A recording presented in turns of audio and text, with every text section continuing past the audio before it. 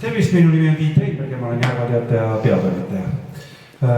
Mul oli väga hea meel kuulata teie juttu, kus te rääkisite, et teile räägiti fake newsist ja teistest maadest pärit lapsed ütlesid, et nad puutuvad sellega kogu aeg kokku ja nad ei usu. Ja siis sealt kõlas läbi, et teie kindlasti avastate selle ära ja teie saate aru. Ärge seda küll ette kujutada. Et seda valeuudist on igal pool ja see on alles ühe suure asja algus. Et valeuudisega hakkame me järjest rohkem puutuma kokku ja järjest raskem on meil aru saada, mis on tõeline uudis, mis on valeuudis.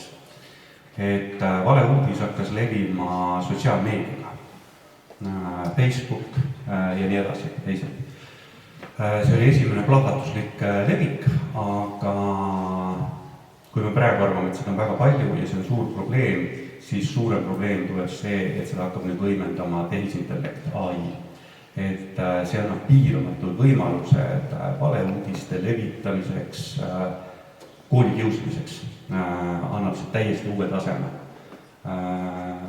Ma ei tea, palju sellega koolis juba räägitakse, kindlasti tuleks rääkida, et meie juba meediamajades muretseme valeuudiste pärast, nagu koolid peaks muretsema koolikiusamise pärast.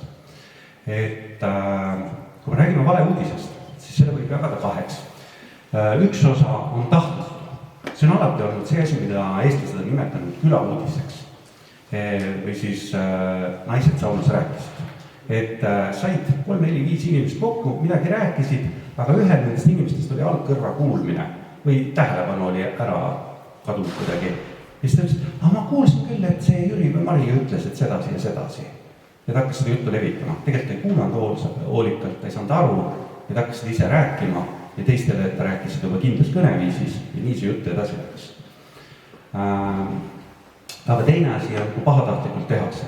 Et praegu me kõige rohkem puutunud kokku pahatahtliku valeuudisega meie suure idanaabri eestlased ja kogu maailm. Et Putini Venemaa toodab tahtlikult uudiseid, mis absoluutselt ei vasta tõele, mis mitte kunagi ei ole toimunud. Et näidata oma valijaskonnale, lihtsalt vene inimesele, et jah, meil on raske, aga vaadake, mis on läänes. Et see on täiesti uudised see, kuidas me oleme täiesti külmas, me oleme juba nälgas ja lihtne vene inimene vaatab, et okei, mul on poes tõesti vorstivalik väiksemaks läinud ja midagi veel, aga mul on midagi, nemad on seal päris käpuli. Et tänu AI-le me võime teha millist tahes uudise. Et võtame näiteks teie kooli ja võiksime teha siis sellise uudise, et kui hullus seisus on nüüd siis Eestis natsiriik, nagu nemad nimetavad, üks väike Türi linn ja üks väike kool, mis on Türi ühisgümnaasium.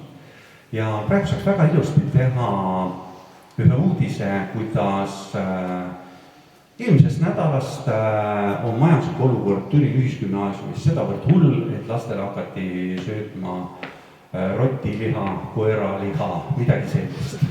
Te praegu naerate selle üle. Aga me võime teha sellest videouudise AI abiga, kus on teie kooli söökla, sest sellest on pildid internetis olemas, sellest me saame teha video. Teie pildid on kuskil olemas kooli kodulehel, kus iganes need seostatakse ära, teid pannakse sinna laua taha istuma ja seda koeraliha sööma ja rotiliha. Siis võetakse intervjuu, see noormees rääkis praegu ennem videosse, tema häälasi on kõik olemas internetis. Nüüd tema räägib, kui vastik on tal süüa rotilihast tehtud lihapiru, mis ta ühtlasi ka käeks on. See kõik on tõeline, niivõrd tõeline, et me ei saa seda aru. Kui selline uudis Türi inimestele lasta, siis sekundiga me saame aru, et see on vale uudis. Ükstas kõik, kui sa seda Eestis näitab, kõik saavad samamoodi tegelikult sekundiga aru, et see ei vasta tõele, see on võimatu. Aga kui sa saad seda näiteks, siis inimesed vaatavad. Seda ei tehta vene keeles.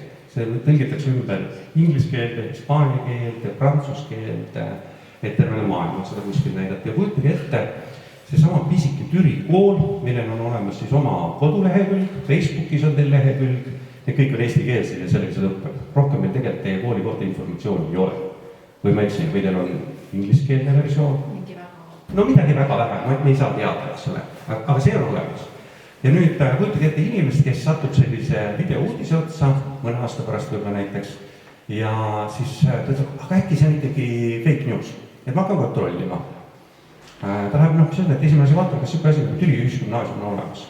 On olemas, ta jõuab ilusti teie kodulehele ja rohkem mitte midagi teada ei saa. Sest mida ta edasi loeb, see on nii-öelda haljate keeles, mitte millest keegi tegelikult aru ei saa. Ja tegelikult sest eesti keelest aru ei saa. Loodame, et koos halvade jõududega samamoodi töötab edasi head jõud ehk Google Translate, kõik see paraneb, et nad saavad enda keeles ka aru, mis kool see on. Aga esimene asi on see, et ta saab tõestus, et jah, see kool on olemas. Et tegelikult tal väga raske on seda uudist ümber lükata. Et sellele videole annab kõrvale teha veel eraldi teie kooli, näiteks Facebooki kloonida veel üks teie kooli koduleht, muuta seal üks täht ära või midagi, enne kui te saate teada, et selline vale koduleht on olemas. Enne kui te selle Facebookis kinni saate panna, on see uudis teid 3 tiiru ümber maakera. Et me ei saa enam usaldada neid uudiseid, mida me lihtsalt leiame kuskilt interneti avarustest. Mis siis teha? Et samamoodi tegelikult ka meid lollitatakse iga päev ära. Et ma tõin väga drastilise näite, et lapsed söövad koolis rotileha. Et aga kui me teeks üks natukese tõesema asja ära, et kunagi oli näiteks skets Eesti Televisioonis Eesti otsib parimat natsi. See oli tujurikkuja skets selline. Ja meie kõik naersime, et mõtleme, kus tehti hea nali nagu. Et tujurikkuja on nalja teinud ka hüüditamise üle, nad tegid kõige üle nalja. Aga seda näidati Vene televisioonis ja väideti, et see on tõsi, et nad valivadki nagu. Et seesama, kui mina teie ees praegu räägin, siis seda oleks väga lihtne teha see jutt, siis see on videos jälle, te panete selle kuskile ülesse ja muutes nüüd ära kogu minu jutu sisuga, minu enda häälega ja kõigiga. Ja ma olen kiilakas, te näete, aga väga lihtne on teha, et mul on videol peal selline tumedad juhkud üle poole ära niimoodi kammitud. Et mul nina all on selline lühikene vunts ja ma olen täiesti natsijuttu teile siia. Ja minu loo sisu on ainult see, et kui te näete vene rahvusest inimest, kuidas te peate teda taga kiusama, kas siis füüsiliselt võib-olla talle midagi tegema, mis iganes. No võtame mingi jubeduse lihtsalt valmis. Ja täpselt samamoodi seda näidatakse. Ja võt seda on väga raske jälle kindlaks teha, et ma ei ole mitte kunagi seda rääkinud. Ja siis näidatakse saali poole ja terve saal aplodeerib. Et kui me kutsume üles ühe rahvuse suhtes mingit vägivalda siinsamas Eestis rakendama. Aga seda on väga lihtne teha tänapäeval ja me ei saa öelda, et inimene, kes seda kuskil mujal vaatab 1000 kilomeetri kaugusel, et see inimene on väga rumal, et usub seda. Ei ole. Jah, ka meie usume neid. Et need on need pahatahtlikud uudised, aga tegelikult võivad olla ka, nagu ma rääkisin ennem, need, mis ei ole pahatahtlikult tehtud, vaid me ise oma rumalusest teeme. Et ma toon ühe Türi näite, et mina puutusin esimest korda valeuudisega sedasi kokku, et ma pidin Facebookis leviva valeuudise Järva teates ümber lükkama. Oli Türi linnast.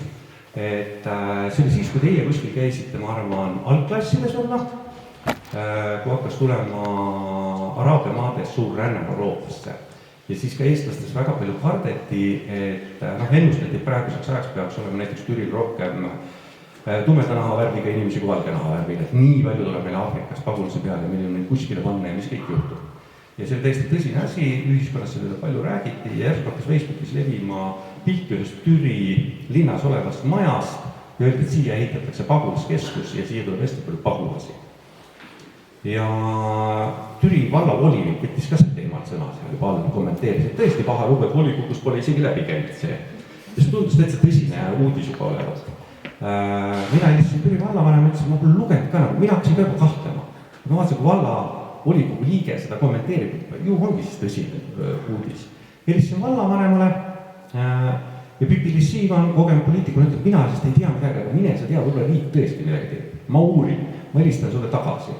See võttis tal mõni tund aega, kui mulle tagasi jõudis helistada, siis selles ajaks Facebookis seal kommentaariumis olid sellised kommentaarid, pole hullu, meil on kanister bensiini ja tikub.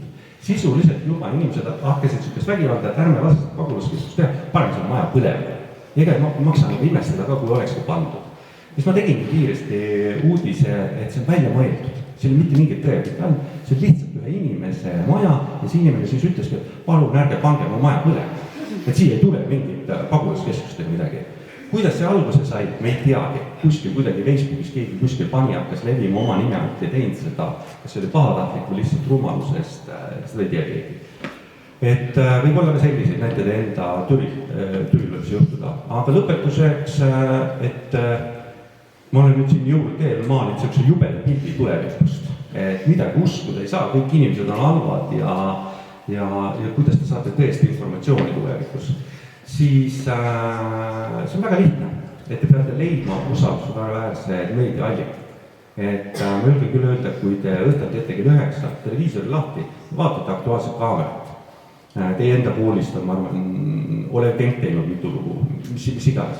Siis Aktuaalne Kaamera, ma julgen küll öelda, 99,99,99 räägib tõde. Vahest võib igaüks eksida, et ta lihtsalt on nii-öelda ajakirjanik ära lõimitatud kuidagi. Aga ta räägib tõde. Täpselt samamoodi Eesti suured meediamajad, et on ta Postimees Grupp või Ekspress Grupp. Ja ma julgen öelda ise ka, et Järva Teataja ka ei avalda seda uudist kunagi, et teile söödetakse siin koeralihast võileibu või mida iganes. Et me ikkagi uurime, kui keegi tuleb meie juurde ja ajab sellist juttu, et lihtsalt koolis on halb toit või eile oli mitmel õpilasel süda paha, et toit on roiskuma läinud, siis me võtame seda tõsiselt, aga me ei hakka selleks kirjutama ennem, kui me tuleme kohale, uurime, otsime need lapsed üles, räägime kokaga ja räägime direktoriga. Nii et usaldage traditsioonilist meediat. Aitäh!